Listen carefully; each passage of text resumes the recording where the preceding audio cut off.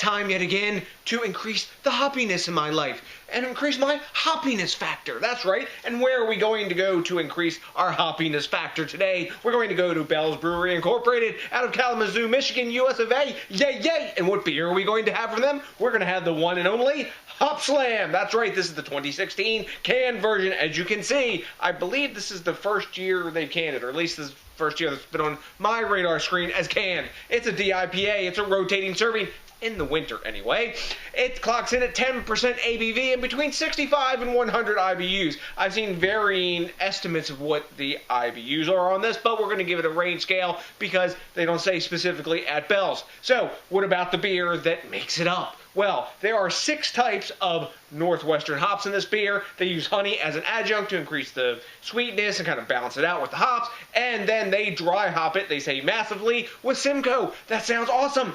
This beer today has a lot of competition on the landscape. Back in the day when I reviewed this probably about 3 years ago at a beer festival with Johnny the Stunt Drinker, this beer was mega highly sought after.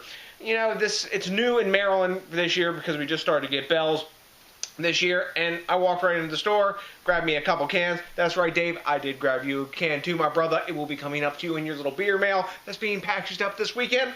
Anyways, I'm digressing. You're not surprised. But, you know what, still, I wanted to give it a go. I've never had it in the can. I've had it on tap. I've had it out of the bottle, that kind of thing. I want to see what it tastes like to my palate now, because the last time I drank this beer, I think I gave it a really high A or an A+. Back in the day. I want to see, because, I've got my changed and altered palate, especially after having all those Treehouse beers, and Surly, and Immodest by Nickelbrook, and Cowboy, wasn't that Rodeo Clown, all that stuff, Wings of Armageddon, Double Duck Pin, you name it, beer after beer has come since the last time I've had this one. So, I'm going to stop flapping my gums, crack the top on this 2.5-week-old beer, get it in the glass, and tell you what's up with Hopslam. Nice crack off the top. Gotta love that sound. Let's get it in the snefta. Looking nice. A little bit hazy too. That's how I like them. It's good if it's dirty. Right? We like them dirty, don't we? Alright. Actually, it's super clear. Let's see what's up with the appearance. It's a clear golden amber color. Totally see-through. I can see my hand right through it. We've got about 1.25 fingers of super tightly packed, sort of khaki eggshell colored bubbles when I swirl it. Yeah, we're going to get some nice glass lacing out of this, and there's tons of alcohol legs clinging to the inside of that. Take a look at that, guys. Gorgeous kind of hop sunshine in a glass, isn't it? Let's see what's up with the aroma, because DIPAs are all about that. A lot of citrus, pine, very mild dankness, a good bit of malt sweetness. That honey shining through. It almost smells like honey malt as opposed to straight honey. Bit of peach maybe, a little pineapple. But mainly citrus and peach is what I'm getting off this, with a little bit of pine, herbaceousness. Not a hint of alcohol in the aroma. The aroma actually smells really balanced. It's a lot of hops. It's all about the hops, but there's sweetness in the aroma that's balancing it out as well. So, you know what? I'm right thirsty. It's been a long work week. I'm diving in, guys. Cheers! Hopslam time.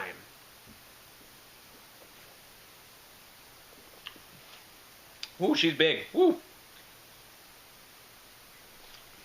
Right up in front. Gorgeous glass lacing. You get hit with citrus.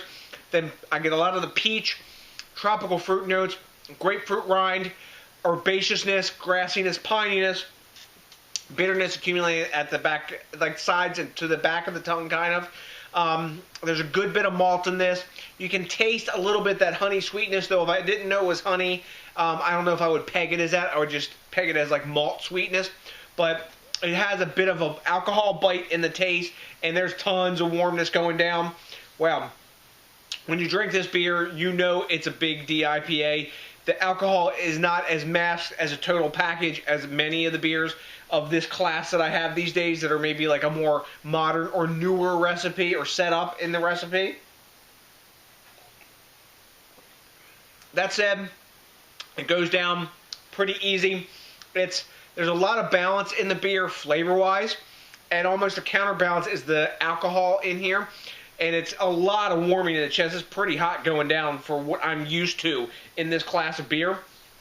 It's not a big negative, but it's noticeable once you become accustomed to drinking some other beers. This kind of reminds me of, kind of Gubna in the same way, but in Gubna, or, the alcohol's hidden better than that. What is it? Oh, Devil Dancer. That's what this beer reminds me of in some ways. This is more like towards the hoppy American barley wine side of the pool, really, to my palate, than it is a DIPA. Yeah, it's big and hoppy. It's got a sort of a lingering bitter fingerprint to it, like an orange rind bitterness at the back to the sides of your tongue, like I was saying before, and that builds up as I'm sitting here talking. All in all, it's a really tasty beer. It's a nice showcase of hops, so not as big of hops as maybe some people have become accustomed to in beers, but tasty nonetheless.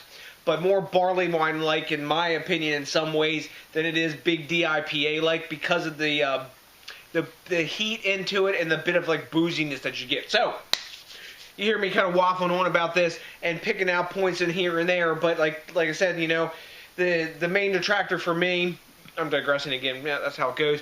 The main detractor for me is more like is the booziness of this beer. I've just become accustomed to totally hidden alcohol, kind of dangerous, sneaky beers, and this one has got a lot of heat down in the chest, like impressing me that it's got a lot of heat. Anyways, so what do we grade a beer like this? Well, Rate Beer gives it, bam, straight up 100, A+. I don't know about all that. Beer Advocates give it a 98, bam, straight up A+. And Untapped is giving it a 4.39 caps, which is kind of in that real high A range. I don't know if it's A+ for those guys, kind of, unless you get to like 4.5 or something. So, what am I going to grade this? I'm going to give this beer, man, that booziness is really lacking for me. I'm going to give it an A-. I'm going to give it a 93, 94, somewhere in that range. The more I talk, the more like the heat and warmth is building up in my chest. And the hops are big in this beer, but they're a big backseat to the malt too. There's a lot of balance in it, which isn't a bad thing. Some more people will dig that, and that's not really my gripe about this beer. It's just the booziness of it. This is super fresh, and the weird thing is they give it a 6-month shelf life. How's a hoppy beer like this, which isn't a gigantic hop showcase, gonna stay hoppy for 6 months? I do take issue with that. In this state, it's super fresh, so I'm taking it kind of its like natural state, but not a bad beer. But, not one that's mind-blowing to me anymore like it was back in the day. Palates change, what your subjective nature changes over time, and this beer, to me, is a really good example of that. I don't know if I've moved past this recipe and my expectations of a hoppy beer, but you know what? Not a bad beer, just I don't know if I'd seek it out again. Anywho, so that's my opinion of this beer. What's your opinion? Let me know what you think. I like the quid pro quo and the back and forth. I suspect many folks may disagree with me, or many folks may agree. Let me know what you know, because when I hear what you've got to say too, that really freaking rocks, because this beer thing is about interchange of ideas. Now, isn't it? So, to the next DJs BrewTube, you got to do something really important for me, and that's thinking locally, thinking globally, drinking locally. I don't even know my own saying. Wait a minute. I'll take care of that. Oh shit, now I remember. Thinking globally, drinking locally, and supporting the craft beer movement. Because that, along with your rating, commenting, subscribing, especially if this is your first time with us, and smashing that like button, and probably one can of Hopslam, puts my happy face on. So, to the next DJs BrewTube, I got nothing but a big-ass bunch of love for you. And you know what's coming? That's right. Are you ready for it? Hell yes. A big peace out!